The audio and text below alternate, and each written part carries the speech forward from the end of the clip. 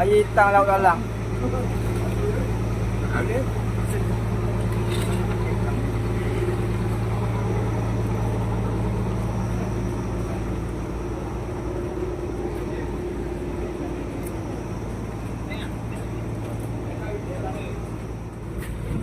Ketek comok, sebelah kasur, layar kasur. Muduk bulat. Merah pun ada. Tombok. Rumah coreng. Layar 3 paper. Air 2 paper besar. 3 paper besar je.